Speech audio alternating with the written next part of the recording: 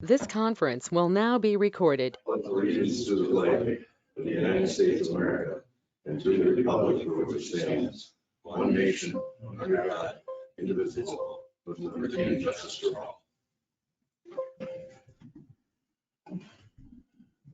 The agenda is pretty simple. It's strictly road and budget discussion. I'm going to start with a little preview. Basically the same as what's on those, if you want to grab those two.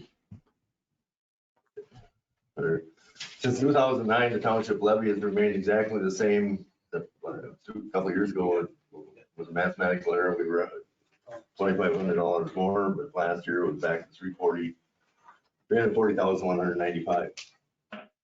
The general counsel or lead attorney for Minnesota Association of Townships recommends yearly or periodic increases to meet inflation. MAT was very critical of the policy of zero levy increase because it took away over 20% of our resources. Since 2009, our township's total estimated market value, basically what your taxes are based on, have increased over 25% from $175,452,000 in 2009 to $242,449,000. Excuse me, $242,449,000 in 2021. With new construction in 2019 and 2020, $5.6 million was added. Our increase in new construction plus inflation have shown an increase in the estimated market value of 7.7% just in the last year. Since 2009, the fire contract has increased from $45,810 to $55,090. This further cut into our available resources because we were using that as part of our levy. In 2014, our Township Engineer set up a road maintenance plan that would require over $300,000 per year for road and bridge. Our budget proposal is for about 5% increase based on the 7.7 increase in estimated market value, plus recovery of the $10,000 increase in fire protection costs. This should not have an impact on your township share of real estate taxes with the budget we are proposing. We will be able to levy $231,205 to road and bridge maintenance. Added to that will be projected gas tax refund from the state in the amount of $32,000. This would bring our road and bridge fund to $263,205. That's much closer to the estimate put forth to us in 2014. Meanwhile, if you study the township portion of your real estate taxes, which is about 13% of your total real estate tax, you should find zero increase in the township share in 2022. And then I just based on what we did this past year, our budget for our balance on 1/1/2021 is $216,000. We're levying $182,000 for this road and bridge only, $182,195 with a gas tax refund of approximately $32,000. Our available for 2021 is $430,225. Our budget proposal for 2021 is $216,828. Our anticipated balance as of the end of this year should be approximately $213,397. For my statement that I just read previously, shifting the levy to the heavier on road and bridge and the 5% recovery, we're looking at a general fund of $80,000, road and bridge of $231,205. Fire of anticipating approximately $58,000. Our levy will be $369,205. And moving over to the other side, the proposed road and bridge, the balance of $213,397 that was carried down from above. Levy of $231,205 and gas tax of $32,000. We should have approximately $476,600 available for road and bridge. Based on those numbers, I'm going to let Bill take over. He's going to present. All right, thank you, Gene. Well, the first item on the agenda is to finish up where we had left off at our last meeting, which is road budget discussion for Brickton Road for the 2021 portion. So You guys have in front of you on the monitor there that show the quote tabulation on your monitor. You blow it up? Is that better? Here. You see it, Donna? Yeah, You two share that? yeah, it's right here too. The discussion that we had last week was whether we're gonna do an overlay only for the 60,000, or if we're gonna do the overlay with widening for 56, or for 76.5. And then the other thing we discussed was abandoning the culvert and directional bore, a new pipe. After last month's, or the last meeting, I talked to Todd about some things that I noticed when I was out there. And that being that I called MnDOT to see if we just abandon that culvert and don't do a directional bore to see what that would be like. And MnDOT said that wouldn't have any impact on 169. They were okay with that. And that pipe already looks like it's been plugged for a long, long time. So at this point, Todd was okay with just go ahead and abandoning that culvert and then not having to put a new pipe in at this time. Todd, did you have anything you'd like to add to that? No, yeah, I looked at the aerial photos and the topography and stuff, and it looks like it's fairly minimal drainage area that goes to that culvert. And if the road shoulder is failing, we need to fix it. And I think it's best to abandon that culvert, fill it up, get the road put back, and we can always directional drill a culvert in upcoming years if there is really a need for it. So I think that's a good way to go. So we're at the same point where a few weeks back, just deciding on whether we want to do an overlay only or the widening. And like I said, if we're not going to do that directional bore, then that drops that abandoned culvert down to only $7,500. How wide's the road right now? 20? It's 20 feet. The existing pavement is 20 feet with, I believe, 6-foot shoulders. So we would widen it to 24, which would bring the shoulders down to 4 foot. We're not going to change the width of the PI at all. So the actual road isn't widening. Just the pavement surface would be widening. And I guess my only concern is having that extra 2 feet out at the edge. If we're driving out there, I just have a feeling we're going to have a long longitudinal crack on there within a few years. It might peel. I mean, it'd be different if we had maybe a 4 or 6 inch depth that we're widening, but right now the quote is for only a 2.5 inch overlay. That's going to extend out that extra 2 feet. But Do we need to abandon the culvert, or can we just leave it as is? Because it's really not doing anything. well, it can still continue to pull in material, which is going to undermine the existing road bed. Because if you remember those shoulders, there's a few areas that sunk, and that's usually on those older culverts. The ends start pulling off because they're not tied, and then they start pulling material in. So it looks like there's at least 2 or 3 sections that are pulled away, and it's pulled in. We just abandoning it. What they'll do, maybe Todd, can you explain what they do to abandon that? They plug and fill it, and then if you want to explain that. I don't have the specs in front of me. Yeah, they basically stick a pipe in there, and then it's either a blow sand, or they fill it full of sand, or they'll pressure grout it until it fills up and it squirts out the pipe, and then they let that cure and bury the ends, and that's it. It's important that we fill those voids, otherwise it'll just be pulling material in. So we could do an overlay for the width only, the 20 feet. And So the existing road on that straight portion of the old 169 road bed is 20 feet, but the ends, once they come off the old road bed where they curve, they're actually 24 feet. So that, where traffic is moving, laterally, it's wider. It's just on those straight segments that it's only 20 feet. And I don't see a lot of people I don't know, Thomas, everybody seems to stay on the pavement. It's not like we've got a bunch of rutting on the outside of the. No, So a widening, I don't know that it would benefit all that much. I really don't see the benefit in widening that road. I mean, even when we plow, they drop the wing out there and it's wide enough. I mean, it gets narrower as you come in onto the gravel already. Mhm. You know, you got a wide entrance coming in off of Rum River there.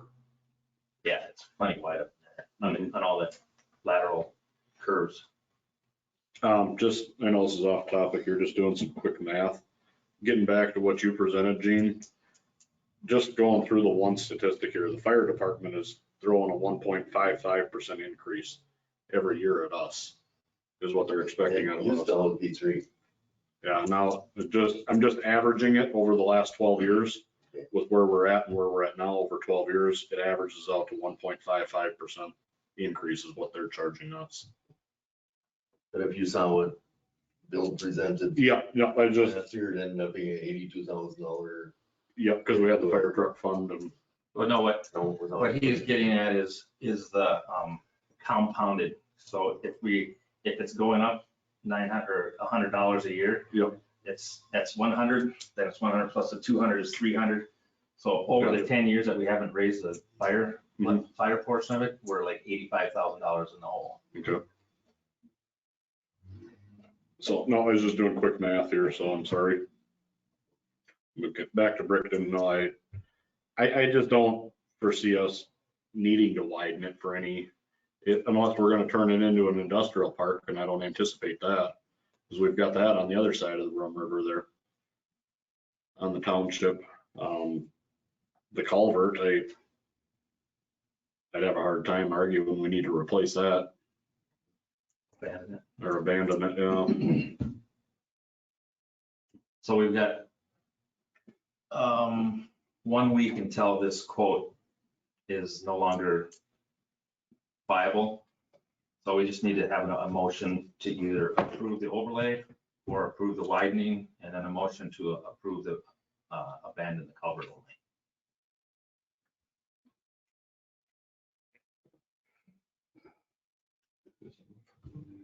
Your motion? I can show you guys just so you're more comfortable with this. So what you have, what isn't not up on the screen. Okay. Those guys have it. Yeah. So this was the 2020 proposed road. Is there any way we just can't get it up? His is attached to this, but they have theirs working on that end. Okay. So if you guys, I'll just turn my monitor so you can see my monitor. So for 2021, I've got these columns hidden.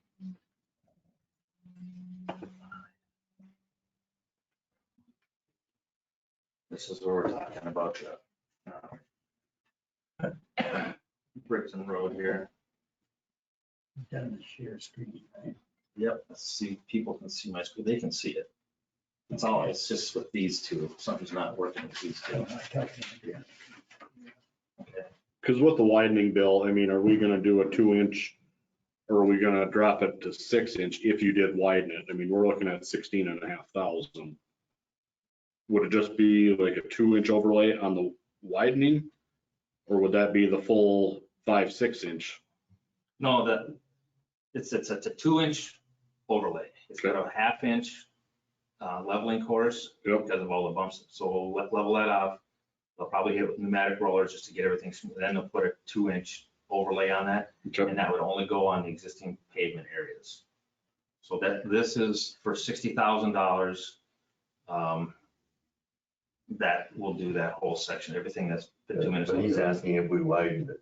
If you widened it, is it just the same 2-inch? Yeah, Yeah, I just, Bust off, I'd say. yeah, I don't foresee. With those shoulders. yeah, that'll feel like that. I would move the motion to accept the quote for the overlay only. Motion has been made to accept the quote for the overlay only. There's a second. I'd second that. Motion has been made and seconded to accept the bid for the overlay only. Is there any further discussion? Can we do a different motion for the abandoned culvert? Or do we Yeah, want to you just want modify to this? Can we It's up to amend you it? guys. We just have a separate motion. Is there any further discussion? If not, we'll proceed to vote on the motion to accept the overlay only. All in favor, say aye. Aye. Opposed, no. Motion's carried. We'll now discuss the abandoned culvert. I'd make the motion to abandon the culvert. So with the culvert, was that initially there put by MinDOT? Was there some water flow issues before 169 came through? Was that Yeah, why it was put there initially? That was the original 169. Yep, but I mean, is that why the culvert was there? Did the water flow change after they put the new highway in? yeah, when I spoke with MinDOT and we've got the topo out there, I even remember as a kid that when the Rum River would back up the West Branch Rum River, it would back all the way up across and through and go under the railroad tracks and then it'd go to the east side, but now with the highways there. I mean, there are culverts that run underneath the bridge, but like Todd said, that right now the drainage area is pretty minimal. And I don't recall ever seeing any water standing in those ditches. And if it is an issue in the future, then we can do a directional bore at that time. But yeah, that's the original, I'd say that's the original pipe from 1929 or whenever it was. Motion has been made to abandon the culvert. Is there a second to that motion? I'll second the motion. Is there any further discussion? The motion has been made and seconded to abandon the culvert. Is there any further discussion? If there's no further discussion, we'll proceed to vote. All in favor of the motion to abandon the culvert, signify by saying aye. Aye. Opposed, no. Motion's carried. But Mr. Chairman, Gene, this is Todd. Yes, sir. So if you're looking at that, yeah, there you go. So the total cost would be the 60,889. Go back to your first view there. Yep, 60 at the bottom, Yes. 60,889 plus the 7,500 for a total of 68,389. That's what we'd be looking at, correct? Yes, I would add the two motions together, yes. Yep, okay, so I got it right. So I'll let the contractors know tomorrow and get contracts and get started, so. So the first number was 60,889 and the second number is 7,500. Correct.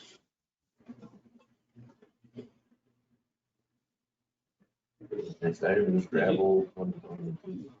All right, second item on the agenda here is gravel 2022. This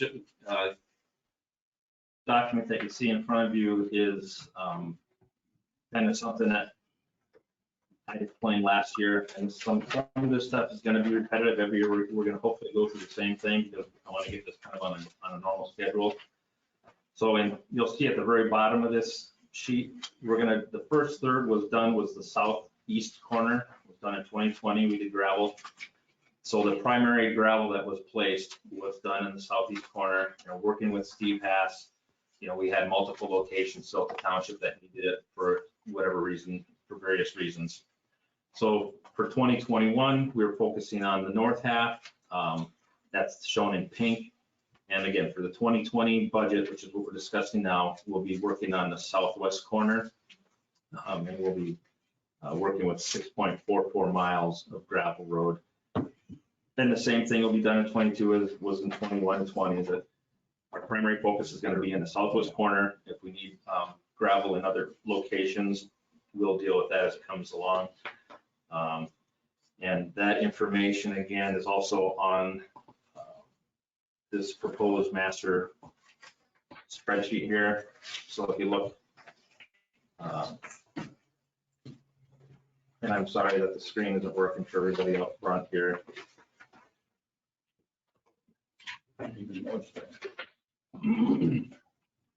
So for 2022, you'll see that we've got 52nd Avenue, 45th. I'm not going to list them all, but they're all shown there in front of you on the screen. And Dan, you're welcome to look here if you'd like. So for these totals that roll up over here on the right-hand side, we're looking at gravel of about 32,000 yards. I've got an extra 156 yards that would be in those various locations we talked about for a total of about $38,000. That's assuming a $12 per cubic yard.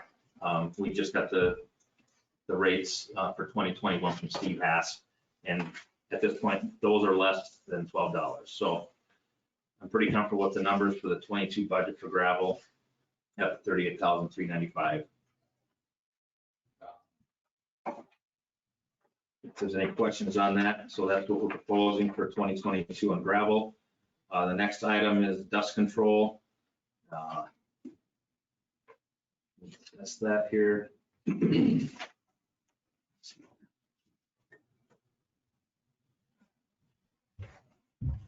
This is something that I presented last year, where it has to do with just a scoring matrix. I'll explain this a little bit further in a little bit more detail at another time, but we'll start off at the top here. I'm just going to read this so that everybody understands kind of where we're going, where I'd like to see things go as it relates to making decisions and decision-making process. So in order to make sound and unbiased decisions, it's best to use criteria that's measurable and definable. Taking action based on historical arbitrary decisions is something that needs to be avoided. In order to maintain impartiality, I've developed a scoring matrix, which you see below. I recommend adoption of this matrix for decision-making associated with all township roads. So we've got everything from, a lot of this is just based on average daily traffic. That's what ADT stands for. And I've got everything scored there. Also has to do with housing density. Depending on how many homes are on a road, the definition is right there. For this criteria is defined as the number of residents within direct access to the subject road. So if the road's 5,280 feet long and there's 5 residents on it, that's about 1,056 feet. So that's how that housing density is determined. And then affected homes, those are any homes within 300 feet of the traveled road surface that could be affected by dust. And then, of course, I've added a little extra for the pass-through traffic. There's a lot of those roads where there's pass-through traffic. Speeds are typically higher versus dead-end roads. So they'll score a little bit lower for dust control. You'll see under the pavement criteria scores, note, it's kind of in the upper right-hand corner there, pavement criteria. Gravel road scores that are greater than 35 or ADT greater than 100 should be looked at closer for pavement consideration. And then in the red, which we'll be talking more about on some other issues here, is that roads that are currently paved with a score less than 26 should be strongly considered for returning to gravel if it's to remain paved at the end of its life cycle. Assessments may need to be considered. Does the levy received justify keeping it paved? If the scoring matrix score, the scoring matrix score should prevail over any levy received. So these are just some of the things that are part of this scoring matrix that we, and then you look at the very bottom, it kind of helps us decide whether we're going to have it gravel only, or if we're going to move it to some gravel with chloride, or if we're going to move to actual pavement. And then the blue area, if it drops below 26, maybe we might want to consider moving it back to pavement or back to gravel. So I just wanted to hit on that real briefly. So for dust control, it's something that we talked about last year, and all I'm planning on doing for 2022 is the same thing that we had for 2021. Nothing's really changed. So if you look at your screen there. The dust control though. Yep. You're talking the calcium chloride, right? It's actually magnesium chloride. Okay. Yeah, yep. But it was holding the gravel together better also, wasn't it? Oh, yeah. It was, I got several calls from, we did it last year. It was a full year of test strip on 35 heading from County Road 102 up to where West Branch construction is. And I got probably 3 or 4 calls from the residents that live up there saying they really like it and they'd really like to keep it up. So it's kind of a 2-part win-win type of deal. Yeah, the good thing, if you guys have a chance to go into the FHWA site and read about dust control or LTAP or anything like that. The benefits to going with dust control is that it of course, it minimizes dust, keeps the complaints down. It keeps the fines in the road, which keep the larger particles like gravel from being scraped off in the winter. So what it ends up doing is it keeps our material on the roadbed. So we're not wasting gravel, so we don't have to gravel as much. We're not polluting the surrounding areas with the dust. So dumb question. Does it help at all with any washboarding, does it hold the gravel together, I guess, better? Yes. Okay. There's times a lot of it depends on the quality of gravel we have. Mhm. So we don't want to put calcium or the magnesium chloride on like what we call an old or wore out gravel because there's no fines to begin with. So when we're doing any of these sections that were like these new portions that show up in yellow on the bottom here, these are new sections of road that we may have to, I spoke with, his name's Kurt, they're out of Painesville. That's the dust control company. We'll be applying just a thin layer of new gravel, and Steve will mix that all in and prepare the road surface before the chloride is applied.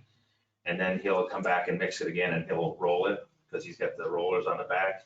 And then once it's done, that last year after we did 35th, I think we graded it 2 times.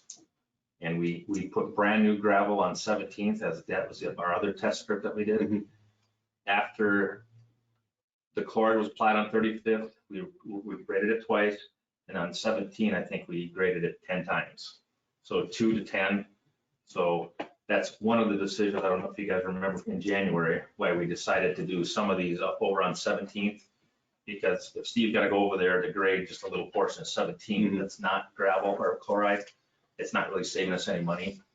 That's why we decided to do all of 17 this year. So my proposal is just to continue that same process for 2022. And, at this point,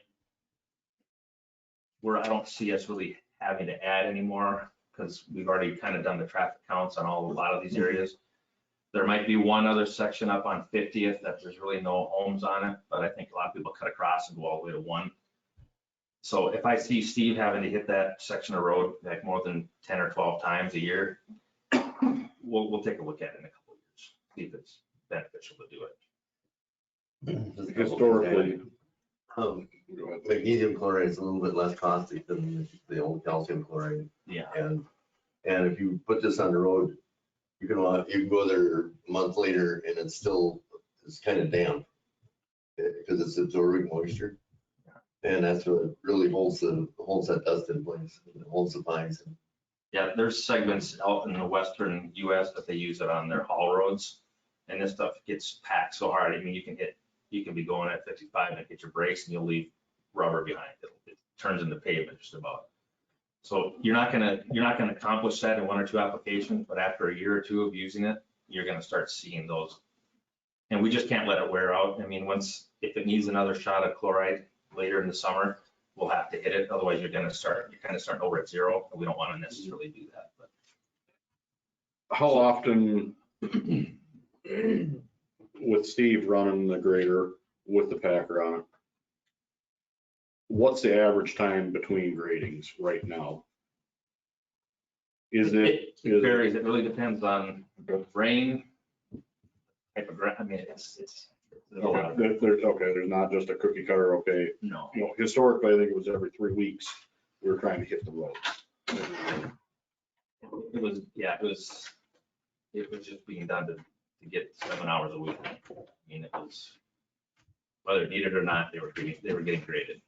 And I actually had calls, people asking me, why are you grading the road? This road on 50th. I had somebody that I know up there. He says, why did they hit the road? It was perfect. This was spring of 19. And I said, I'm not sure. He says, well, it was great. Now he hit it again. This was the guy who put chloride on himself. He paid to have it come and have it done. And the road was looking good and then it was disturbed. So, yeah. And then again, that's with anything, that if we had a night, if we had a rain every week, a half-inch rain every week, we wouldn't have to chloride. But, you know, that's the whole idea with chloride, is it pulls the moisture out of the air and pulls it back into the surface, road surface. Okay. Again, so this is just for the proposal for dust control for 22. And you've seen this master spreadsheet of where we're at. So we're looking at 38,000 for gravel in 22 and about 12,000 for dust control. And again, all these are kind of on the high end because I don't have the quotes for 2022 yet. So just plain devil's advocate, the chloride for the roads, are there any downfalls? I'm just trying to argue both sides. I would just recommend you read the FHWA. I mean, people will say you can go both ways with it. When you get all this pollution from dust in the air that gets onto the plants. And, I mean, they use it all over. I mean, it's been used for decades. Right. Right after rain, some people are going to complain that they have kind of a sticky grease in their car. And they think that that's speeding up the rust. And if you wash your car, you probably don't have a problem, but somebody's gonna complain to that effect. Was it magnesium or calcium? One of the two is definitely harder on car surface. Calcium is much more abrasive. And again, a lot of it has to do with anytime we receive a gravel quote from any of the suppliers, they have to give us a gradation. And Steve's gravel really holds a chloride well. And sometimes it gets a little bit too much clays in it and it gets slimy. But I mean, I've been really happy with what we've been getting this last year. Anywhere that he's had it, we've applied the chloride. It's been great. So. All right. So now on to the next portion of the presentation here. This is in relation to the Township Engineer's report, past and present. Yes, sir. No action on that. No, this is just a budget discussion for the annual meeting so that we can pull a budget together.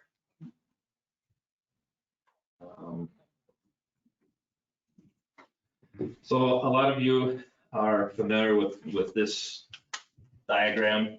This was actually, I received this probably in early mid 2019, and this was all I received. I received the Excel portion of just this page, and that's what you've seen a lot of my road data gathering from. So this is something that Todd and at Laux, our township engineer, pulled together. And but what I didn't see, and I found out a few weeks later, and I'll go into that detail in a little bit, was the rest of the story. So back in I'm not even going to get into it because I'm going to get out of sequence here. But at the very bottom here, this is basically what was shown in 2014 as the road, kind of the road plan. He had some reclaiming and paving happening on 50th, and you go right down the list. Every year he had an idea of what he wanted to have done.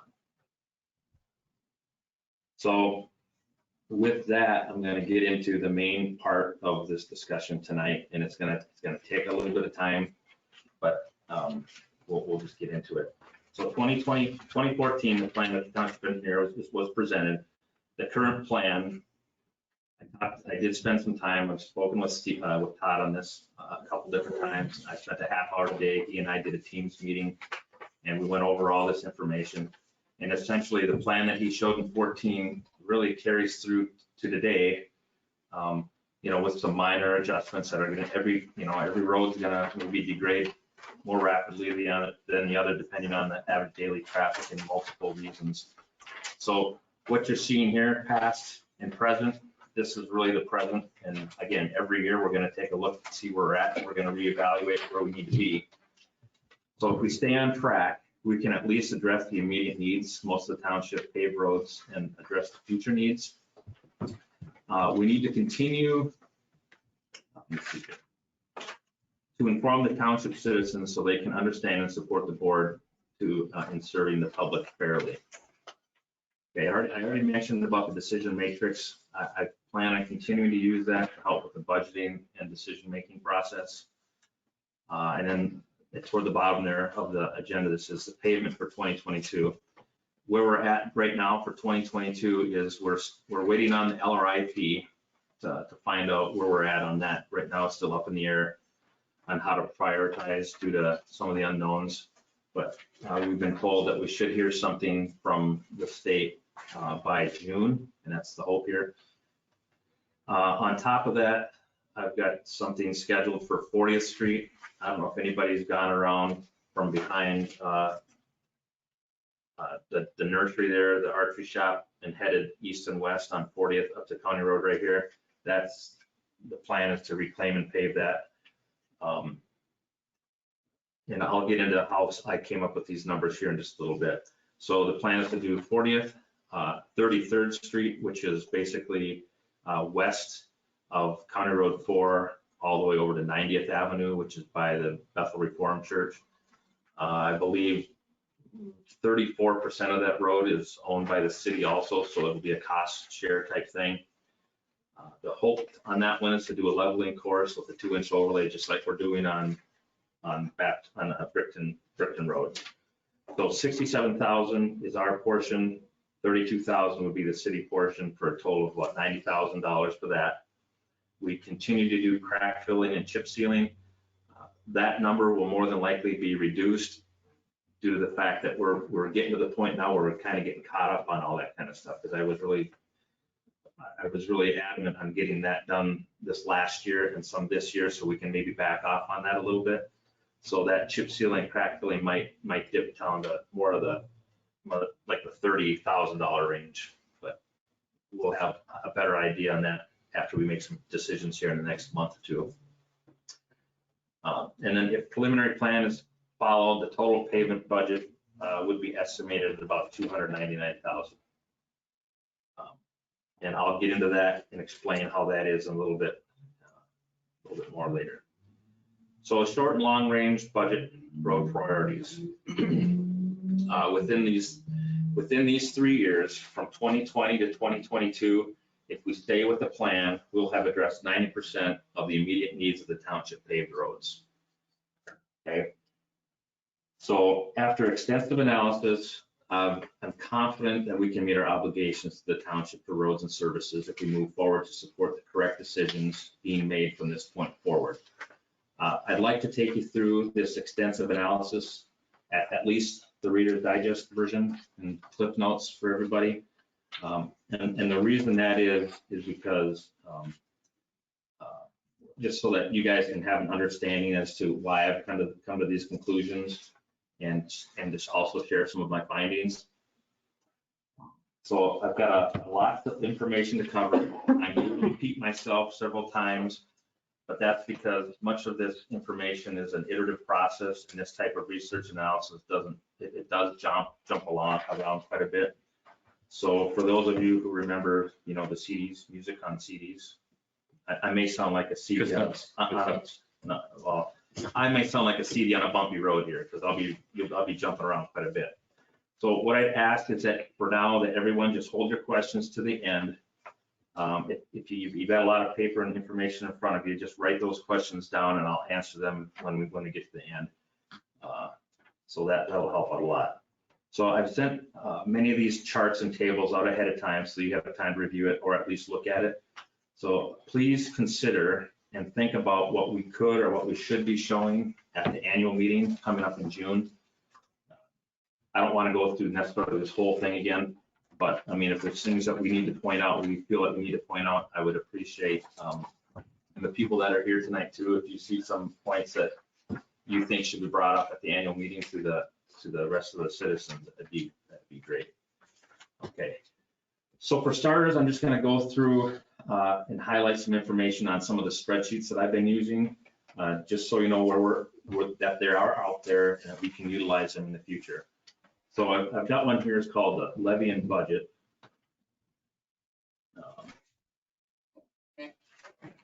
Levy and Budgeting. So I'm going to explain, again, I went through all this stuff today with Todd. So if everybody's familiar with the spreadsheet with the overhead, you guys don't have this stuff, I'm sorry. Yeah. Yeah, you don't have it, which there's enough here we can all gather around. So what this is a cost as of year 2021.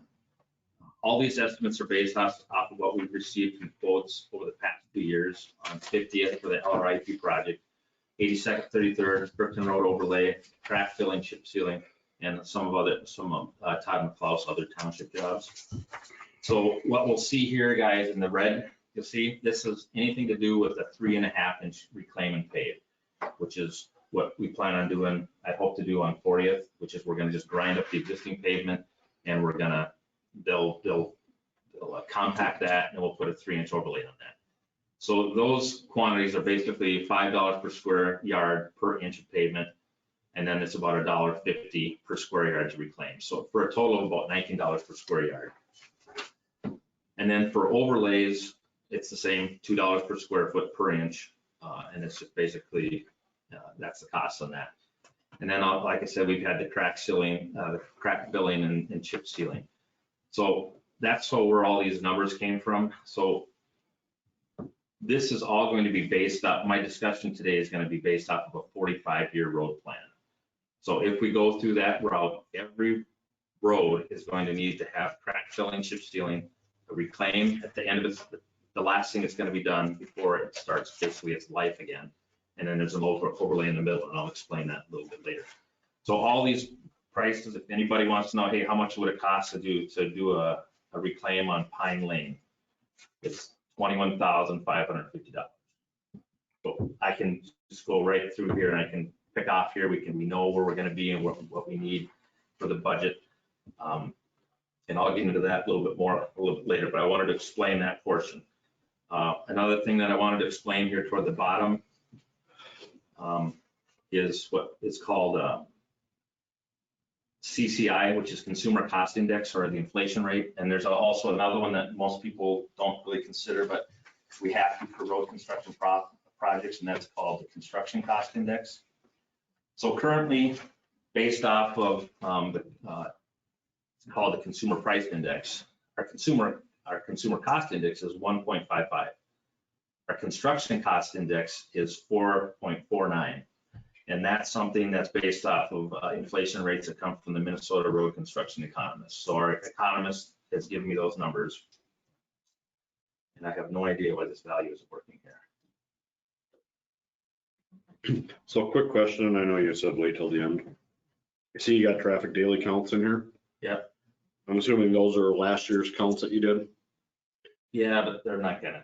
No, but I'm just, you're playing devil's advocate. Do we have historic previous numbers, so we got something to base it off of? Is our traffic counts increasing?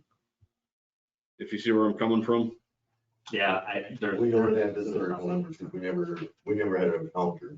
Yeah. We would borrow one once in a while from West Branch. Yeah, and I didn't know if we had that, you know, if we wrote those numbers down. Well, we had it available to us from West Branch, and I used it in 19 for maybe half a dozen roads. Yep. But we don't have anything from 09, 14, whenever the initial road plan was put together by Todd? No. Okay. I guess that's what I was just questioning, so. Okay. So, what happens here? So when you include the consumer cost index and the construction cost index, the inflation rate over the years should have been around 3.5%. And this kind of explains how we kind of got so far behind. The governing board since 2008, as you know, hasn't raised the levy in 14 years. But if you look, if we would have kept up with inflation, we're about 9,000, 10,000, it keeps creeping up.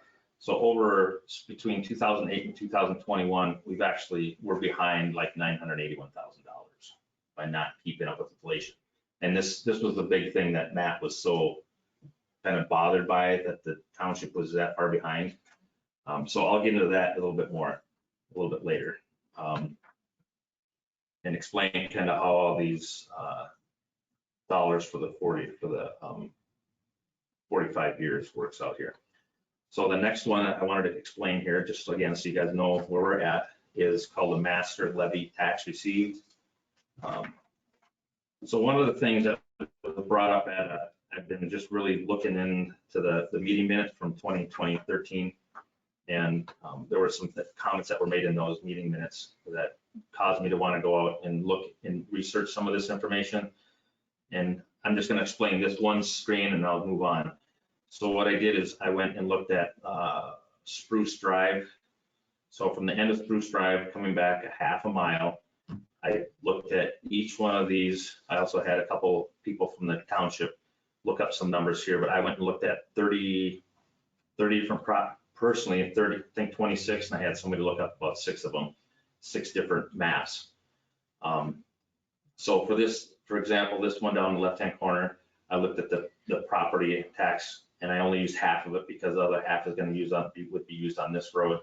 So anything that had a property that was at an intersection, I only used half of that tax where that was generated. So just so you understand that I didn't use the full, so this is fairly accurate. So I went through and I did, like I said, 30 different properties, and I came up with a chart over here on the right-hand side that shows actually what pays for itself in property taxes and what doesn't, and you'd be surprised. A lot of our rural gravel roads do not pay for themselves in levy. And guess what? A lot of the residential ones, most of them do. So I'll get into that in a little bit too.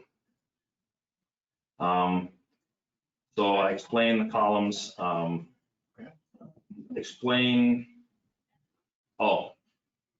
there's another thing here that I'll just, because we need to discuss this tonight because we need to get a handle on this.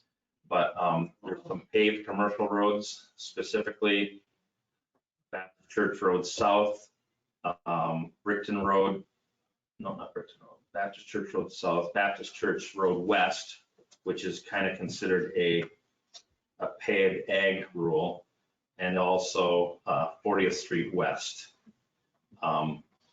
That's something I handed out to you guys in your documentation. In the next 26 years, if we maintain those, it's going to put us $1 million in the hole. They don't even come close to paying for themselves.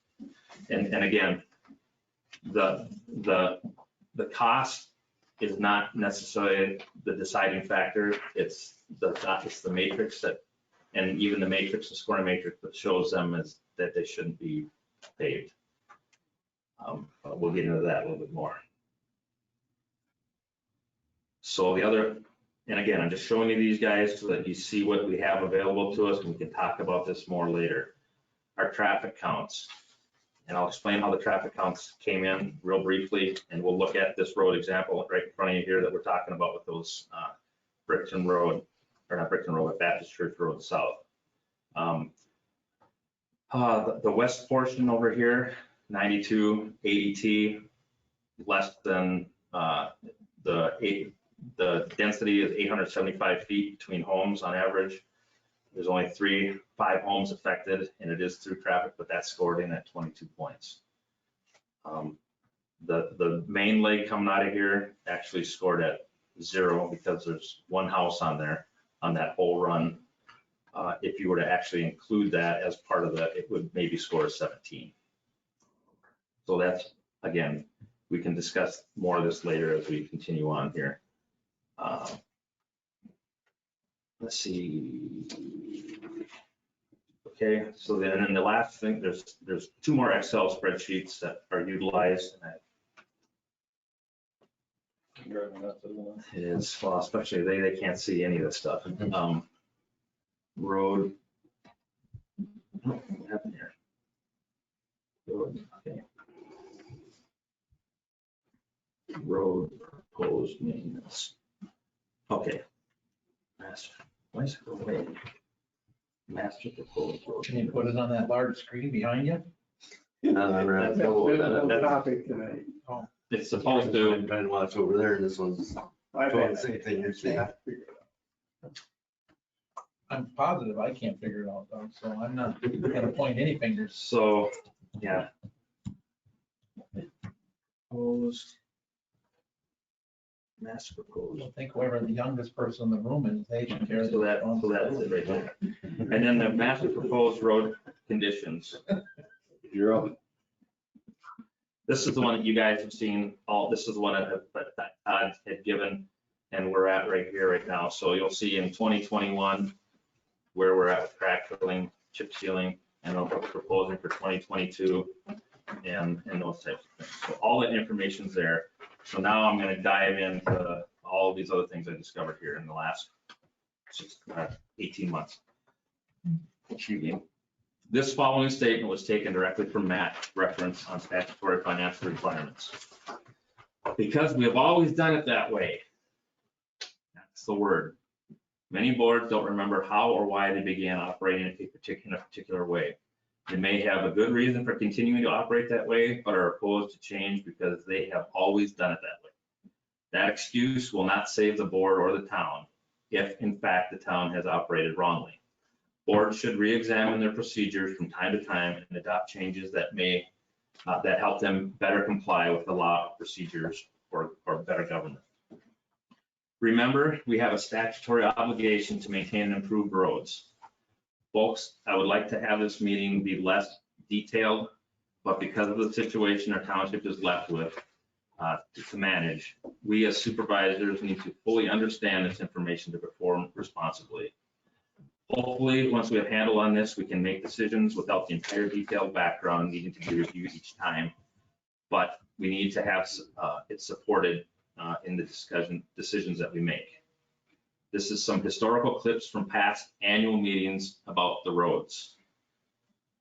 From annual meeting minutes Tuesday, March 13th, 2007, Greg Anderson gave a brief road report. He explained that the township had completed 40th Street. He also stated that they would be pulling the reins in this year and only doing what was necessary to catch up in the budget. From annual meeting minutes Tuesday, March 8th, 2016, Greg Anderson stated, it gave a road report and explained that there was some brushing and graveling done throughout the year. John Roxbury asked the clerk how long it's been since the township raised a levy. The clerk stated that she thought it was around 10 years. This was back in 2016. From the annual meeting minutes Tuesday, March 14th, 2017, Greg Anderson gave a road report that explained that there was some brushing and graveling done throughout the year. John Roxbury also wanted to mention that the township levy has not been raised in 9 years. This was the year after they just said it was 10 years. From the annual meetings Tuesday, March 13th, 2018, Greg Anderson gave a road report for the past year. So that's what has been done historically at the annual meetings, that they've been doing brushing and graveling. Our township is still at the same levy it has all these years later in 2001. The last time a road plan was revisited was in 2014, which I already discussed. This was one of the reasons why we need to spend so much time trying to address the neglect and prepare for the future needs based on data and facts. This is why we're going over this in detail so you can understand our difficult situations and address the opportunity to meet the needs for the township as stated above. The truth is that every year no levy increase occurred, further compounded in challenges we face now. And I will explain that fully in the presentation tonight. So these are some very important road issues that we need to be dealt with an honest and responsible manner. So what you have, well, you don't have it maybe now, but again, was this discussion right here. Here's more history on some things that I discovered about our road management program.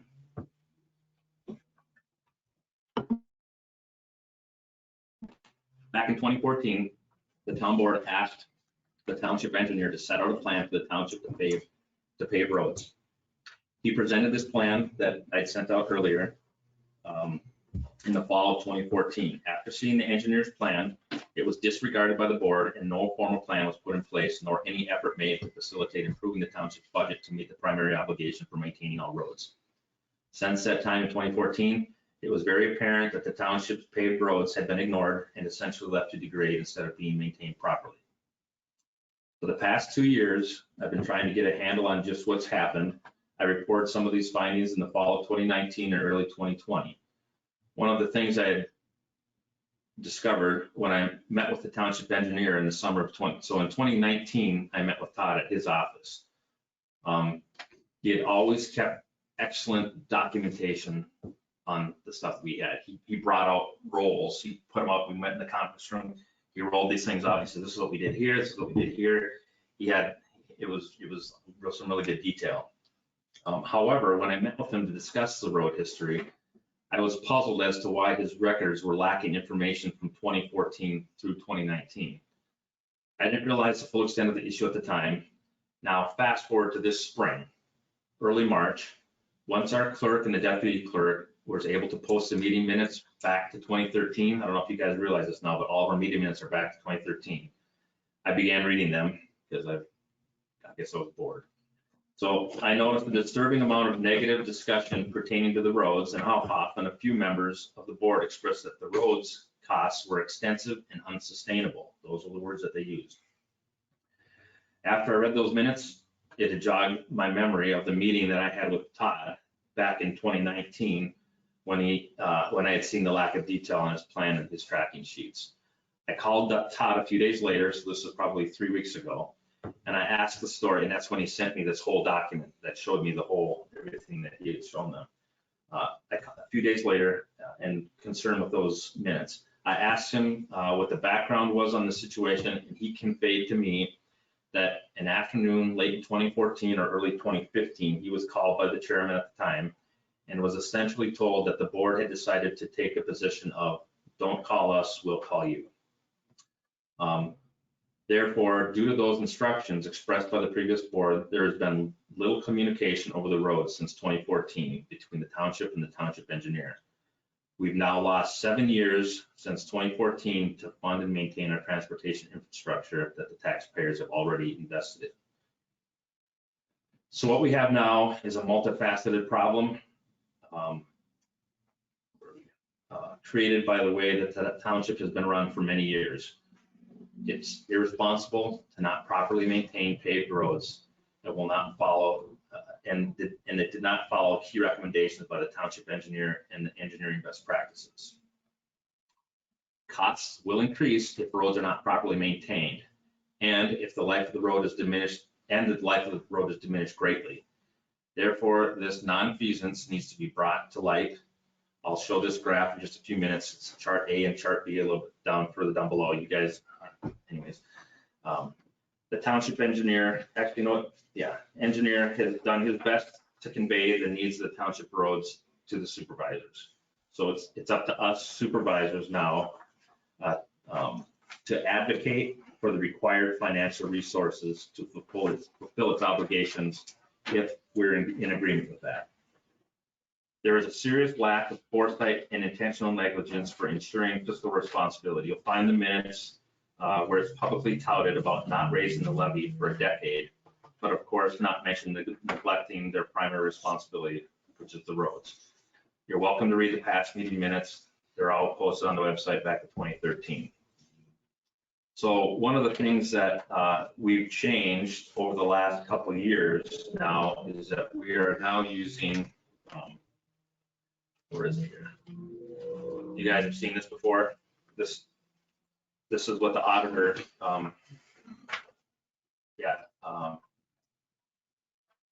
so what did you guys have this part? We have this in your packet. It looks like what Dan's holding up here. So there was a distorted approach from the township's budgeting and operational needs. In fact, they started to reduce the road repair budget after 2008. It was in 2008, $125,500, and sometime in 9 or 10, the budget was reduced down to $110,000. In 18, the gravel was lowered from $15,500 down to $10,000. Additionally, as I presented previously, they were under representing costs for gravel and did not make this known. And that was something I presented in the fall of 2019. But to explain what we're doing here with the graph here that's in front of you, historically, what they had done, they kind of had to flip there. They basically split. So you see the blue line, the blue arrow on top, that was for general government. So in 2018, the general government was 190,000, which now we're going to be down to 80. We just didn't need that much. Our proposed for 2022 would be 80,000 for general government. So And it was what? right there It in was up to 190. 94. Yeah, it For was, general? yeah, It can't So- be right. no, That was that's, never. that in 2018, general government was 46.3%, and road and bridge was 41.2%. Then they must put fire with the. Yeah, general. The fire's in there, I'm sorry. General. Fire was part of it, his fire's in there. So road or general or governance would have been about 140. Yep. So now what we've done over the past few years, as we're working about, we flipped that to closer to what we're at right now. So we've got the road and bridge up around 70%, 65%, and the general government now is down to about 18%. So that's where we've been able to make some huge strides in how we're doing that. So the board is working to bring us more in line with the total expenditures for our township based on the state audit report and historical budgeting and spending. What did you stop paying for that you were paying for or was being paid for? It was going into a kitty for, well, We, at the end of 2019 or 2018, we had over $800,000 in I remember that. reserves, So it which is wasn't- over $1,000 per household. It just wasn't being spent. What's that? It just wasn't being spent. It was not being spent, and that was a bragging point of the old board was, we haven't raised the budget and we've pocketed all this money. and I'll get into other, Just to show you today, or at the end of the 2020, our general budget with the $106,000, $108,000 CD is $206,000 with change, and the road and bridge is $216,000. But so we're at still at over $420,000 in reserve. Sure. Sorry I interrupted you. that's fine. So this was kind of what we were talking about. You guys can, did they get that one? So we showed this in meeting in late in 2019, which is basically the gravel budget was 10,015, 10,016. Yep, that right there. You don't have?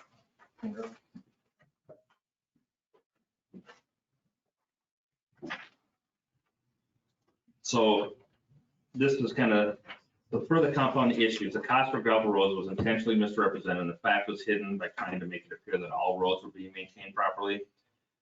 This was something I presented in fall of 19. You can go back and review those meeting minutes that were posted. Further, they were not even spending all the money budgeted for the roads. They were using this excess to build their reserves with unknown reason. I wasn't able to find any explanation in the minutes as to what the reserves are going to be spent on. There's no mention of a road plan that was being followed. In late 2018, early 19, The road plan was, as stated by several times in meetings, was that if we let the blacktop roads get bad enough, we can tear them up and turn them to gravel. And it's 50/50th. And that in the minutes? I would think if they're not in the minutes, they were deleted. I didn't see anything. I I had heard it. that. I don't know if you ever heard it, Joe, but it said more than once at meetings that that was the intent of the old board was to. I've lived on 50th for going on 16 years, and I know damn well that was what the plan was. Got even longer. So I wasn't able to find any explanation. There was no mention of a road plan being used. And in fact, in 18, 19, I don't know why, they were seriously, it was one of the first meetings I was at, they were considering hiring a road manager. For what? You got me. Yeah. A tractor and implements were purchased in 2017 for $104,000, which is only used approximately 100, maybe to 140 hours a year. That's less than 7% of the time. A snow thrower was purchased for over $12,000. It's never, ever been hooked up to the tractor. So for a total expenditure of $116,000. Also, annual donations were being made in the amount of several $1,000s with taxpayer dollars each year. Again, while intentionally neglecting township roads. Then they further led the citizens to believe that they were doing a great job by growing cash reserves To sum it all up, cash balances were increased and no levy increase, but the cost of rampant neglect of the roads and the budget, we must now address. So that graph that you're looking at there, it showed the budget was 10, 10, 10, and they bumped it up to 25. And if you remember from the presentation in the fall of 19, I came up with these numbers because I actually had to call the supplier, which is, it doesn't matter who it was. I got all the invoices, and this was the invoice totals. We had 43,000 spent on gravel, 68,000, 32,000, 69,000 spent on gravel. But it was shown at the annual meetings that they spent $10,000. So in those same meeting minutes from 2014 through 18, as mentioned several times, how much developments cost is that the township would not allow developments due to their cost and strain on township resources. Now, I want to emphasize, I'm not making an argument for or against developments. I only bring this up to bring some clarity and truthfulness to the conversation about the inaction of the board towards having the appropriate levy for the already in place township roads infrastructure that they were required to maintain and improve. This is from chapter 15-1 and 1514, taken from the 2019 manual on township government, Minnesota Association, and that's what's explained right there in that manual. So now, keep in mind, I've got a couple quotes here. Keep in mind that 2 of these statements are coming from 2 supervisors who do not live on township roads. That's important to know. Meeting minutes from October 2015, Mr. Riverblood and Mr. Cussler. Mr. Riverblood stated that the township engineer presented a board with a plan for road maintenance, and every year there were projects that needed to be done, mostly in residential areas. In 3 years, the board has not raised the levy. The board was informed that the average price to maintain roads was just over $382,000, which is true, even though the road budget was only $110,000. That's one of the reasons that led to this discussion.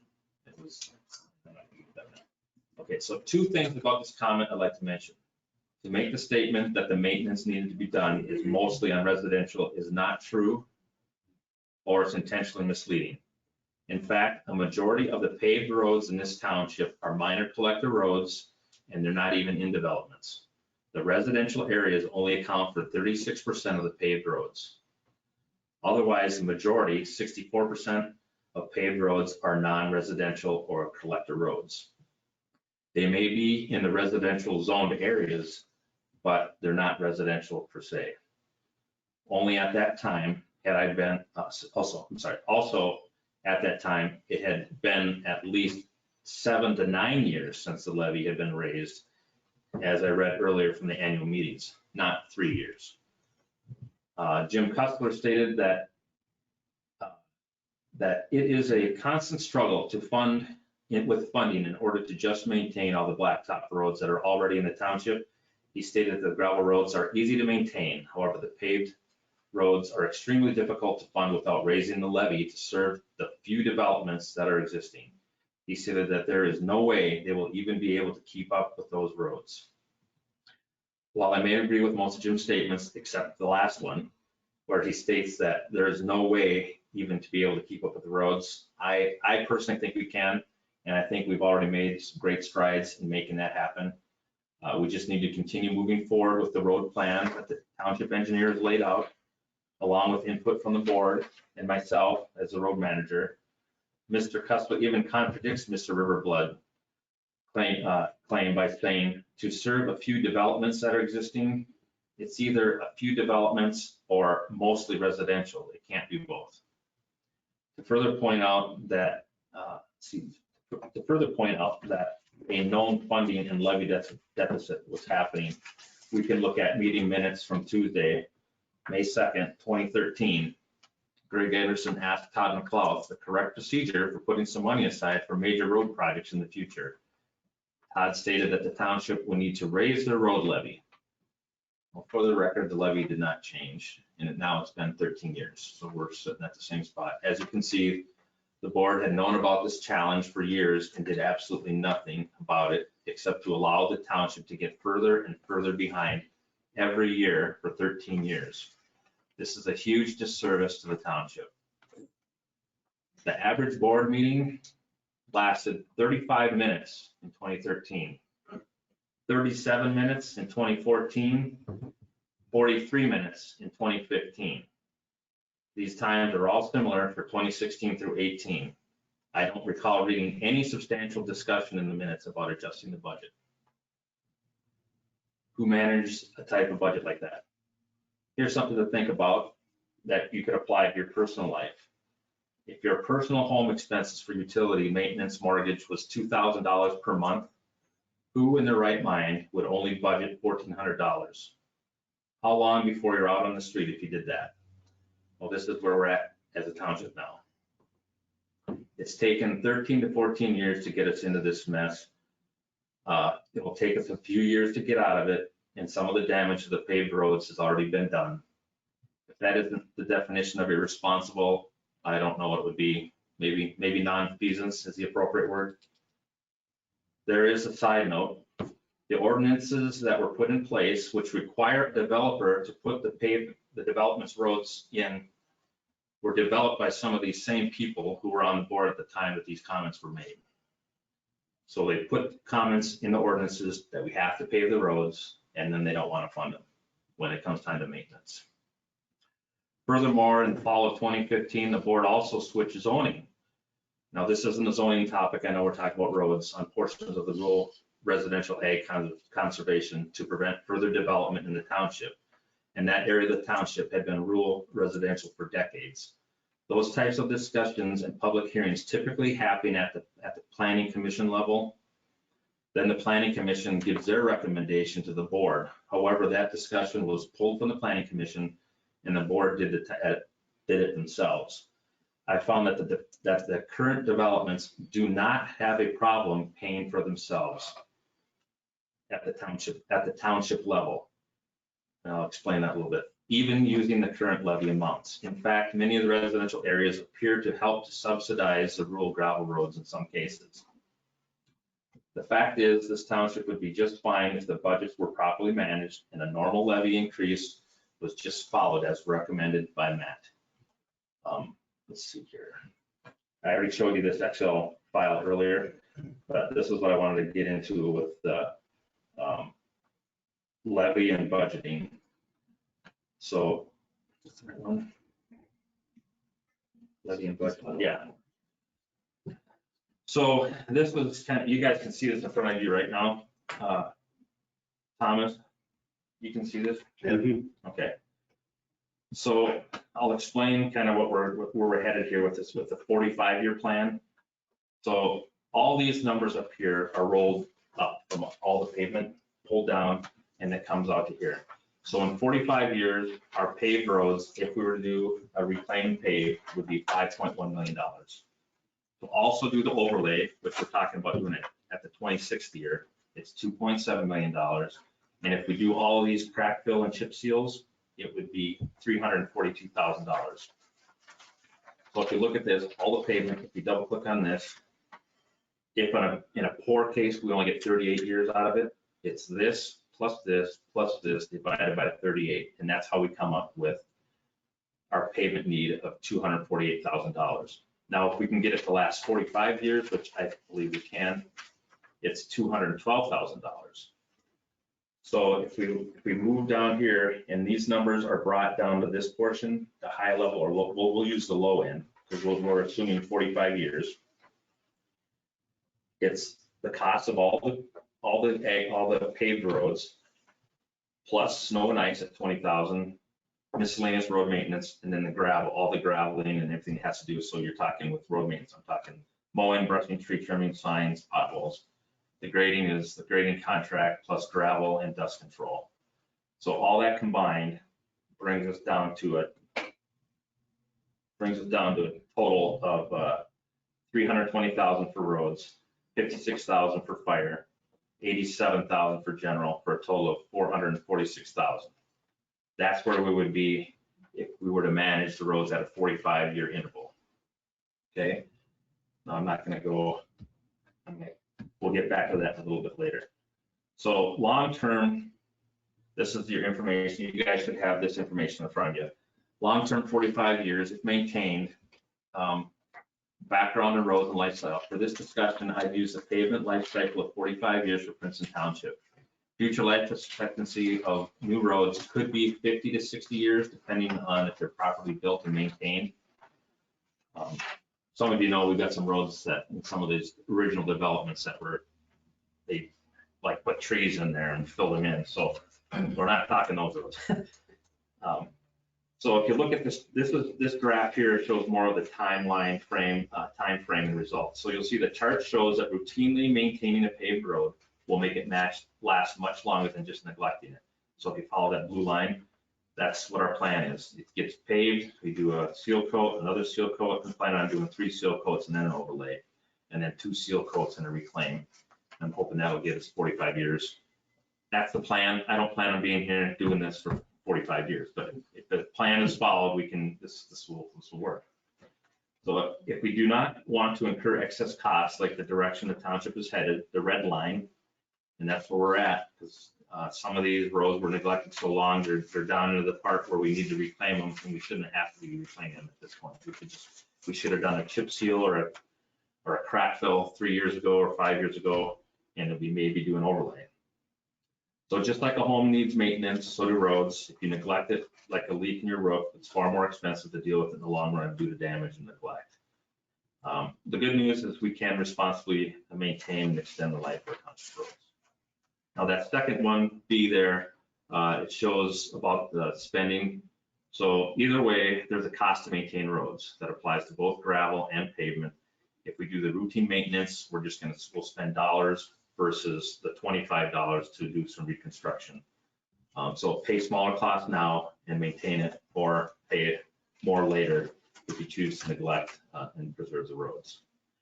It's important to stress that we can reasonably maintain and extend the life of our township roads. We have come a long way in a short time and already see significant results and achievements. We've already talked about that. So the current issues that we need to consider for budgeting for this coming up year, guys, and this next year, the following years, we must consider reclaiming a few paved roads at the end of their life cycle back to gravel. Based on the decision matrix and the levy analysis, we do not have the financial resources, especially since the levy has been stagnant for 13 years. These roads will require substantial subsidies to maintain them, and fiscally unsound to maintain. Eventually, they could be reconsidered for repaving in the future if they meet the pavement criteria. The scoring matrix does not support these roads remain paved. And those are the ones that I showed you earlier. This is the Baptist Church Road South, Baptist Church Road to the west, and 40th Street. They're going to cost, over the next 24 years, they're going to cost $925,000, and if you inflate that out to 24, it's $1.5 million to maintain those roads with less. So that's $38,000 extra a year. How's that gonna work with Baptist Church though? Because part of that city. That's all the discussion we have to talk about. And these numbers that I have in here, it includes their payment portion of this. So when I'm showing the cost of Baptist Church Road, that's assuming that a quarter of that road has been paid by the city. So these are just our costs. So these roads only support, they don't even support themselves as gravel. However, we can reduce the annual deficit by returning these three when they fail in the next few years. Now, we didn't pave the south end of Baptist Church Road. That was something that was done when the bypass came through in '69. So it's not something that the township expended any dollars on putting that pavement in to go all the way around to the Baptist church. But it's something that we're left to maintain, and we cannot afford to maintain it. Well, it can, but otherwise we need to find some other way to fund them. There are many higher priority roads that need addressing. We can't rob Peter to pay Paul. Isn't 40th though, isn't that a higher traffic count road? But it's more or less just a cut across in a green bush, isn't it? 40th there's 2 residents on there and 126 ADT. And about 90% of it or more goes into Greenbush. And I mean, that's, yeah. That's, again, those are things that we gotta decide. I mean, what we're gonna do. Because I'm just there's a looking lot at of daily other- traffic counts. I mean, Huh? we can talk about, that's a different day. No. but- No, that's true, because we got 50th. Yep. 50th to the north up of 95. I think it's 360 ADT. South off of 95, that first segment is 265. And then the south, the very south mile is like 200 and, or not two, it's about 126, 130 maybe. So those roads on 50th, the south one has the least, and that's about equivalent to what 40th does. But 40th has 2 homes. The south end of 50th has like 12 homes. And so anyways, those are things that we can look at. So for the short term, 7 to 10 years out, again, the Township Engineer's plan of 2014 showed all roads either overlaid or reclaimed and paved. By 2025, the average, by 2025, the average was gonna be, it's on the chart, $382,000 per year over 11 years. You'll notice Todd has several roads shown as reclaimed and paved or versus just overlaid. Some of those, I talked to Todd today, he said some of those could be just overlaid, so that might have brought it down a little bit. So since the Township Engineer's recommended plan was not followed, we've lost 7 years of opportunity to fund and maintain the transportation infrastructure. So between 2021 and 2028, that's 26 years. Basically, since some of these roads were paved, it's on the different charts. So overlaying a normal maintenance on all paved roads over 7 years is going to be, again, it's higher than what Todd showed, but that's because we've lost the 7 years. Now it's $450,000 per year. If we extend it over 10 years, we can drop it a little bit, but by extending it another 3 years, that means we got to do some more crack fill and chip sealing to keep up with stuff. So we didn't lose that whole amount. So we're still talking $349,000 a year just for what we need for our pavement budget in the next 10 years. Midterm, we're talking 26 years. I don't need to spend a lot of time on that, but the total cost over 26 years is $9 million. It's $352,000 per year. This yearly average is higher now again because of just letting the levy go and not keeping costs down, or not, but instead of spreading that cost over 45 years. So I guess the thing I'm trying to reiterate here is that instead of having the 45 years to kind of budget for this, we've lost several years. We've only got 26 years now. We can recover with the appropriate levies and proper management. Again, I think we're going there. We're almost there. Once the roads have been reclaimed, it starts over. Now we get 45 years to deal with it. And again, I don't think any of us are going to be here 45 years. But the point is if we follow it, we can make it. So long term, again, I talked about it earlier. We got chip sealing, all that kind of stuff happens. The average is 213, so it drops down all considerably down to $213,000 a year. I will continue to apply my expertise and knowledge and work with the Township Engineer to reduce the costs and extend the life whenever we can. We'll bring the cost savings opportunities back to the board for approval. So anytime, we're running into things, all this stuff is going to be run past you guys. So I'm just about done here. Got about a page and a half left here. Larger budget discussion items. Much of our challenges are due directly to the cascading compound shortfalls, which I've already discussed. The hard truth is we've lost funding by maintaining a modest increase. Like I said, I'm repeating myself, but I went through this a lot. It's very apparent that the long-range strategic plan and historical approach has not been followed. To avoid adding to the complex issues of the deficit, the future of township obligations any further, we should evaluate if we should require pavement. These are some of the things that we might want to look at for the planning commission. Should we evaluate if we should still require pavement for new developments by addressing our development ordinances and requirements? However, as stated earlier, using that matrix the current paved areas, they're justified. So it's not like they're not justified to pave them. And we all have probably different opinions about what housing developments cost the government. If they do cost more overall, it's just not at the township level. You guys got to run at the township level. We're just concerned about roads and just general governance. We don't have to worry about police and I mean, that's part of your county taxes and stuff like that.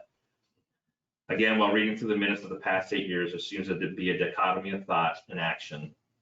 What this really comes down to is that the board didn't take action regarding the information on how to manage the roads and just chose to follow their own agenda and didn't serve the entire township. The fact is that the residential areas help to subsidize other parts of the township in addition to paying for themselves. In fact, we need them for this township. We need both residential and ag conservation in order to have a balanced township. Pitting one against the other does not benefit anyone. We need to address the neglect and move forward in a fiscally responsible way. We now have the data and methodology to do just that if we choose to, based on facts, not just personal opinions or thoughts. So based on some analysis of those, I mean, we can look at the lots later and I can show you kind of how everything works out. Like I said, developments, smaller developments do in fact pay for themselves as far as pavement maintenance goes, as well as for government and fire and an abundance to cover any other residentials that may fall a little bit short. Some of the larger acre lots, like closer to 3.5 to 5, they appear to fall a little bit short in a few cases in terms of levy versus revenue. If these areas require to be paved by ordinance, an assessment may need to happen to fund the gap. But again, the matrix chart, they're justified. I mean, because they got the housing, it's there, the traffic's there. So I'd recommend that the planning commission at least review chapter 100 on subdividing, especially the road requirements that may in the long term generate greater expense. I noticed there was something in there about having to put concrete curb and gutter in. Why would it's a rural curb, it's a typical section. I don't know why we want to start putting in storm sewer. I mean, that's really an expense we don't need. So for tonight, in the next couple of days here, we need to make some decisions soon. Tonight or April 20th, I'd rather not waste financial resources on chip sealing a section of road if it's gonna be overlaid or reclaimed or just plain old reclaimed in the next 4 to 5 years, which would be Baptist Church Road South. That was scheduled for this year. Do we do nothing with it? Do we save the $13,000 on chip sealing and maybe just do some crack filling and patching? I mean, the chip sealing and patching is going to cost $5,000 to $6,000. And then we just we reclaim it when it starts going. So and then once those 3 paved road sections that we discussed earlier come to an end, I mean, what are we going to do with those? Because if we don't do something soon, they're just going to go. And then we got to make a decision on that sometime here. For roads that will be overlaid in the future, like 2 to 7 years out, I think we should at least crack fill those to prevent any further subgrade deterioration. And I can work with Todd to make those determinations if you guys prefer to. And then the very last thing, I was hoping to throw it up on again, not beating that dead horse, but final thoughts. The township is substantially underfunded at this point to meet its future needs. The township's primary budget is used for roads, okay? The county is the government entity that covers things like health and human services, sheriff's department, county ditches, county roads, etc. Those county taxes are more than 4.5 times what the township levy is. The school levies are much higher also. They're 2.4 times higher than the township levy. If there's going to be any concern about taxes, those concerns or complaints should be directed at the county and or the school district. The current and same tax levy that the township has had in place for the 13 years doesn't even cover the cost of fire, plus the township roads. So if all of our township roads were gravel, the levy we've had for the last doesn't even pay to do those and maintain those properly. Bogus Brook, their road budget, and all the roads are gravel, same length, 42 miles, $208,000, I think is their road budget. Ours was 110. I don't know how they even, I'm surprised we weren't riding on just clay out there. So check your tax statement, see that your township levy portion of your taxes, compare the tax levy to what people are paying for county and school. So what I've done is I've actually attached mine. I was going to show you up here. So the county taxes for me, $1,885 is what I pay for county taxes. My township taxes, $409. My school levy is a little over $1,000. So when you hear the township talking about raising the levy maybe by 3%, it's not 3% of the $3,400, it's 3% of the $400. So just keep that in mind. So you're talking $1 a month as a 3% raise, and that's what we would have had to do just to keep up with inflation. Every year would have just been $1 additional to cover those costs. I don't have anything else. I mean, I could have gone into more detail, but there's enough. Just you guys saw what we have available to us to look at, discuss at a future date. Any questions or comments or thoughts from the board? I'll just add real quickly, you're paying roughly 13% of your real estate taxes per township. And like Bill said, if you're paying $3,000, 400 of that is township, 1% increase or 3% increase is $1 a month.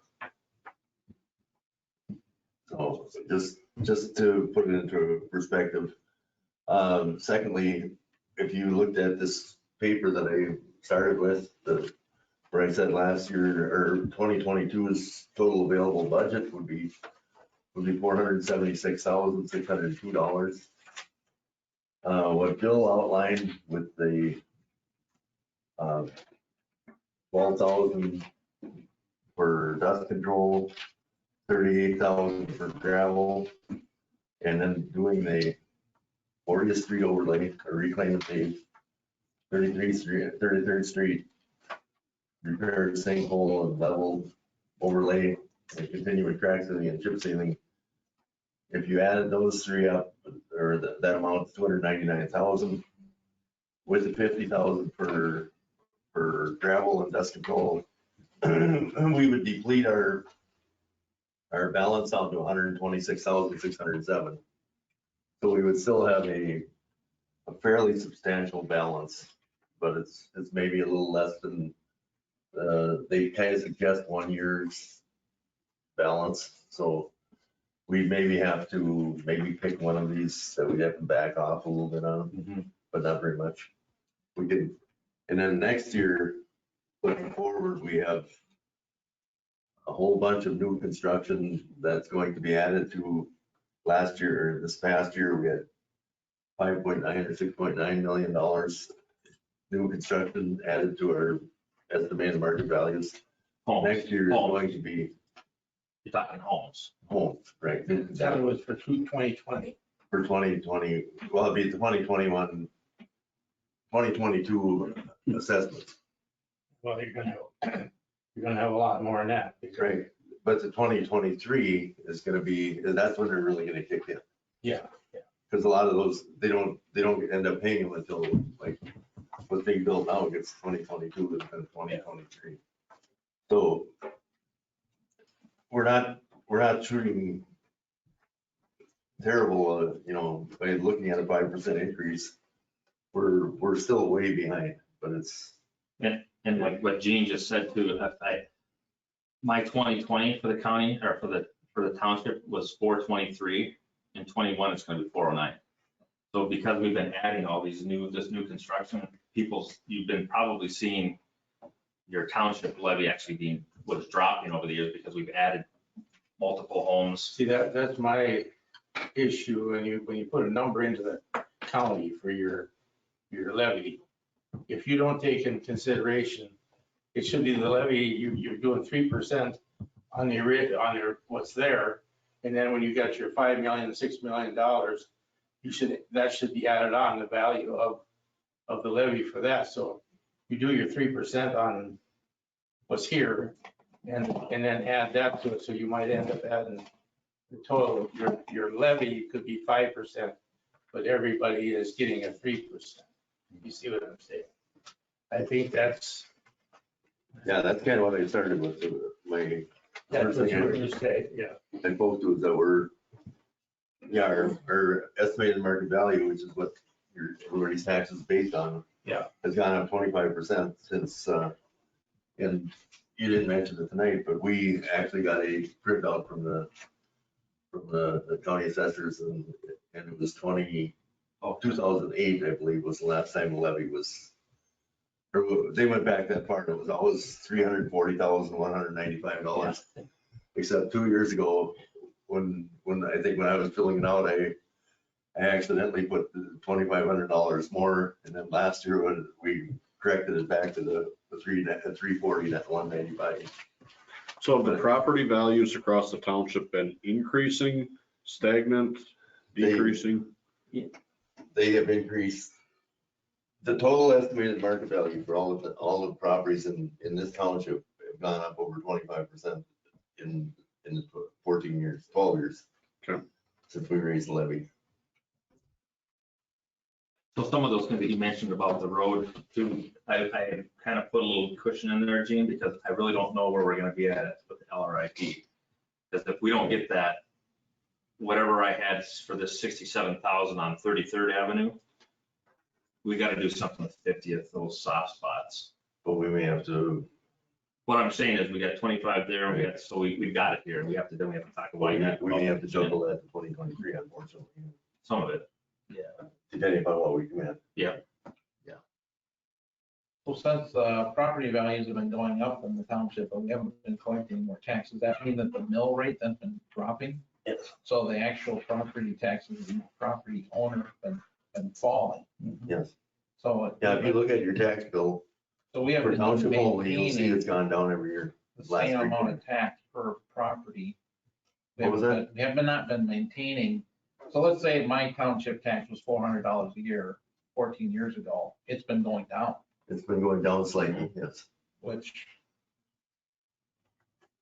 But now we're stuck with, what I didn't hear, Bill, and maybe you said it, was what's your projected deficit? Is our deficit well, $200,000 and we need to make $200,000 to get back to where we should be? if this, we're, it was $1.3 million of what Over what period of lost time? from 2008 to 2022. 1.3 million? Yeah, But if we can raise it to 5.5% this year, which is, you shouldn't see a dime increase on your taxes because that's less than what the estimated market value jump. So your estimated or your township taxes should not go up at all. And next year, we can probably do another 5.5.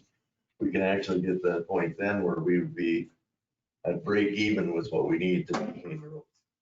Because then we should be somewhere over that $300,000 mark.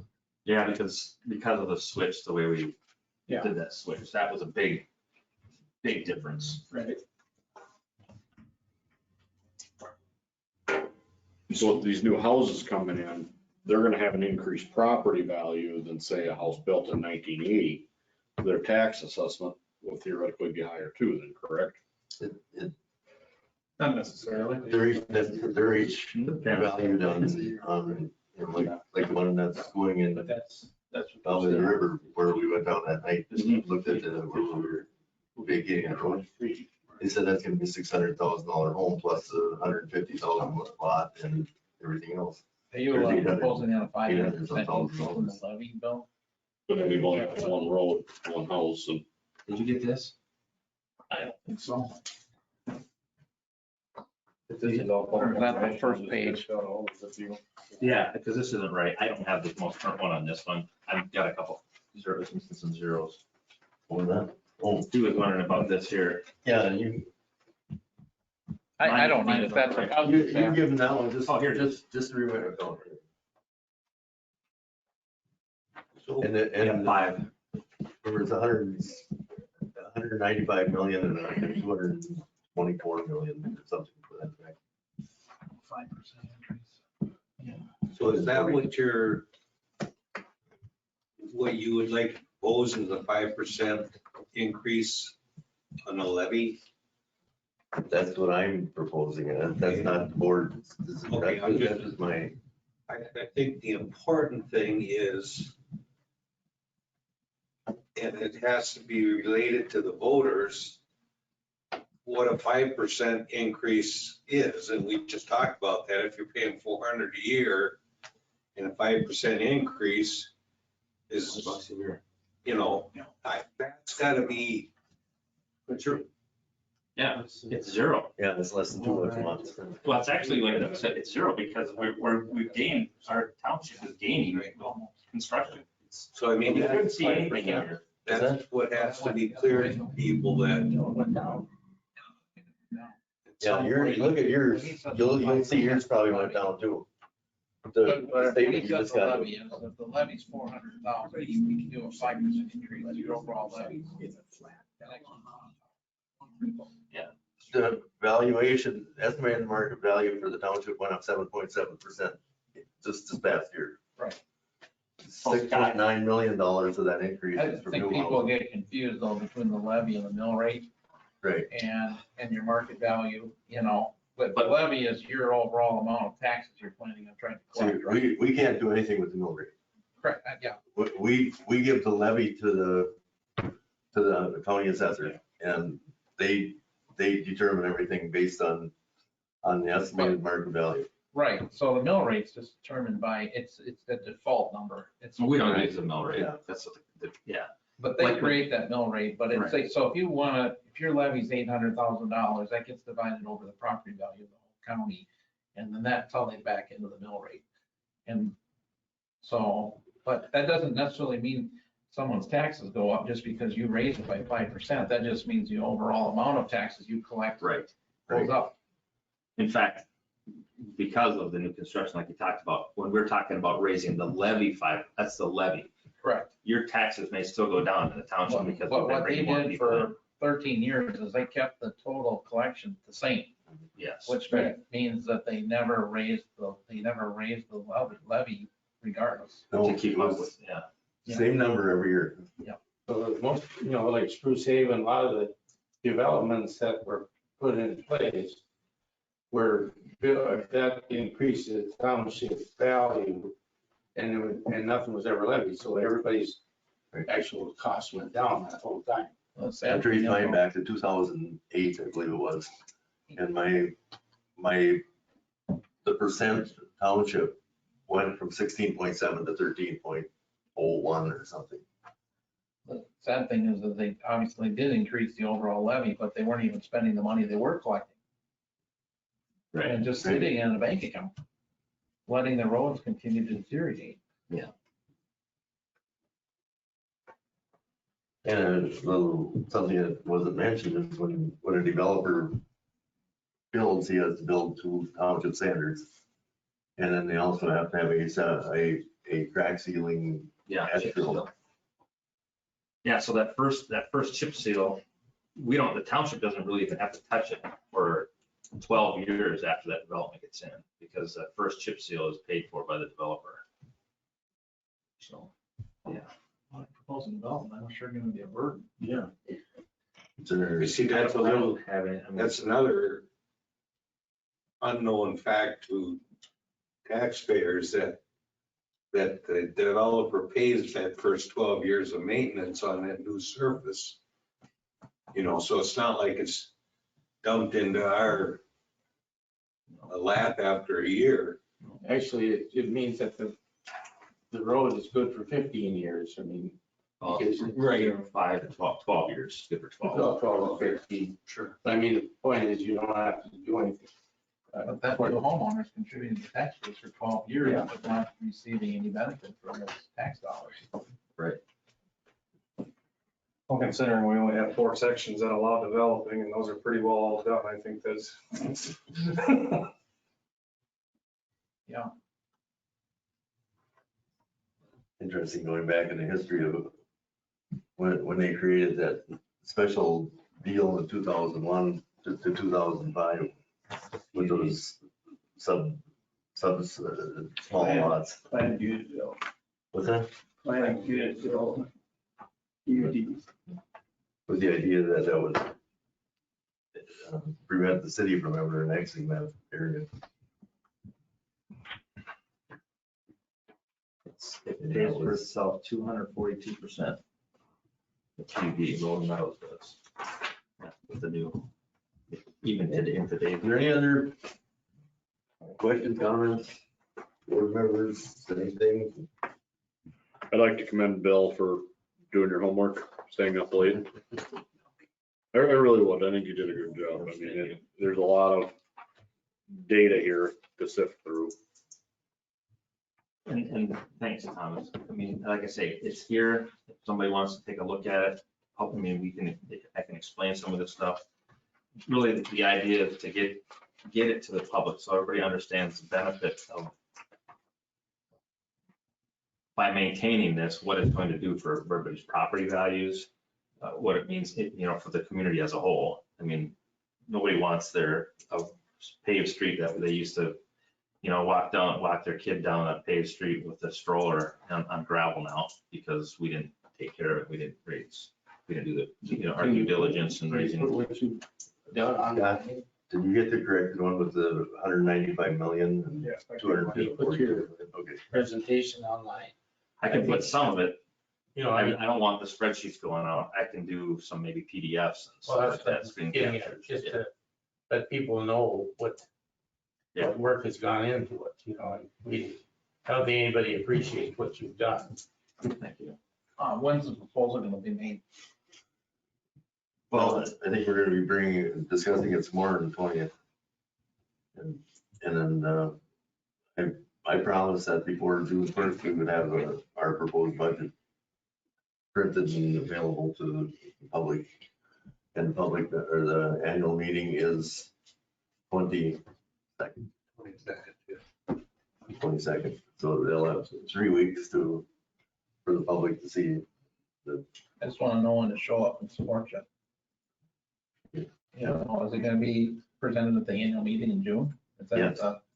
That'll be when the public would accept the budget and then set the levy at the annual meeting in June 22nd. And that's going to be in Princeton Middle School. I guess I'd like to make 2 quick comments that's related to roads. I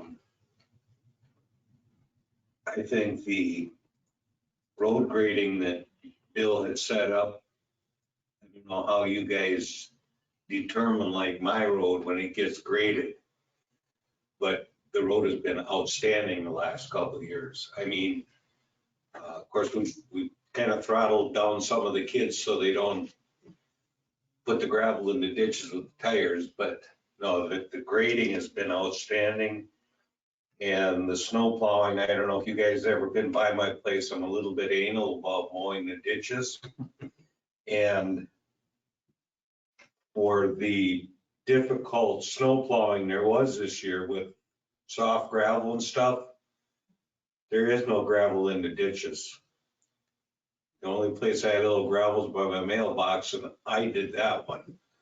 But usually I spend a lot of time knocking down the lumps and stuff, but I can go right out there and mow this year. So the snow plowing was outstanding, and the road grading is. The one thing I want to mention about the road grading is we've got Steve Haas, and he's got 50+ years of experience. And he really, I rely on him a lot as to where we need gravel, and he and I talk quite a bit. The one thing when we talked about switching from doing it in-house to out, the whole thing with hiring a road manager. Yeah. I'm like, Steve Haas is, we've got him for basically the cost of the contract. So that is a huge added benefit that I don't think people understand. I want to make sure that everybody understands that Steve Haas is a huge asset to that end of how we're maintaining the roads. And the wheels on the back of the road. And the roller, the Packer, that's just a huge difference. Makes Yeah. a huge difference. So. So you see Steve, take him out for lunch. Brian likes free lunch too. I'll throw a shameless plug in for him. Lee, if you need gravel, And And Doug. Joe, if you need gravel, go up to your brothers and pull it out of the 78 ditch. There you go. Boy, the county put it. You gotta see that. Yeah, and Hey, right by your brothers.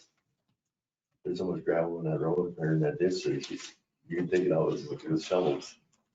well, I know that from my own experience, plowing a gravel road is touchy. There's no question about that. And if you're not awake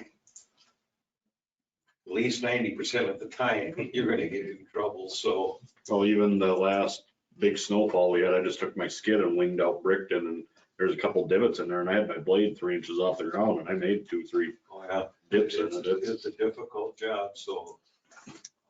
No, it was outstanding this last That winter. I heard. Yeah. We have a motion to adjourn and a second.